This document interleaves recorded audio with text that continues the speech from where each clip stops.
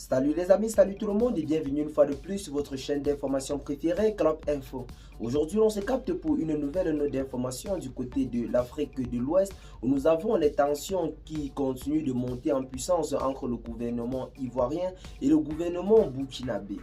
Depuis quelque temps, notamment depuis la prise de pouvoir par le capitaine Ibrahim Traoré, l'on note visiblement des relations qui ne cessent d'être tendues entre le gouvernement ivoirien et le gouvernement du capitaine Ibrahim Traoré.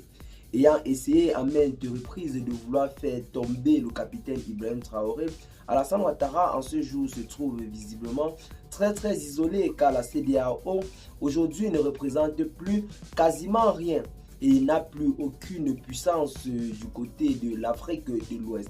L'AES est visiblement en train de monter en puissance et Alassane Ouattara, faisant partie de la CEDEAO, a longtemps clamé le retour à l'ordre civil dans les États de l'AES.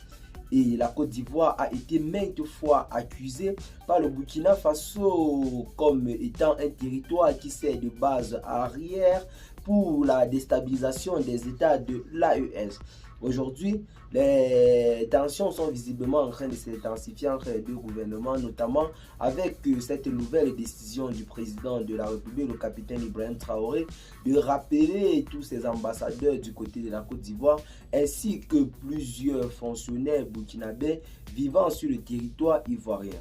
C'est une nouvelle qui a en quelque sorte mis une fois de plus en lumière les tensions persistantes et grandissantes entre le gouvernement burkinabé et le gouvernement ivoirien.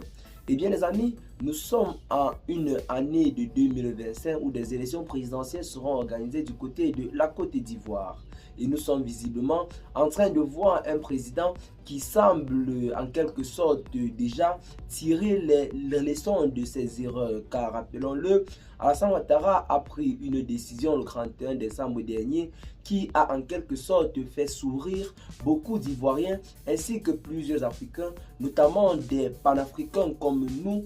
Si la décision d'Alassane Ouattara de vouloir faire partie des forces militaires françaises de son territoire n'est pas juste un complot, cela est une nouvelle très historique et qui a été beaucoup attendue du côté de l'Afrique. Car aujourd'hui, les Africains veulent se définir comme étant des hommes libres et souverains. Donc, voir des bases militaires françaises ou étrangères sur nos territoires constitue des véritables entraves à notre souveraineté. Raison pour laquelle la décision la plus sage est à prendre, notamment faire partie ces groupes armés de nos territoires. Nous sommes assez matures pour combattre nous-mêmes nos ennemis ou alors pour traiter nous-mêmes nos problèmes. Nous n'avons plus besoin d'un quelconque paternalisme pour en quelque sorte faire face à nos réalités. Aujourd'hui, je pense que grâce aux médias, les Africains ont déjà beaucoup ouvert les yeux et la voie de la souveraineté est véritablement ouverte.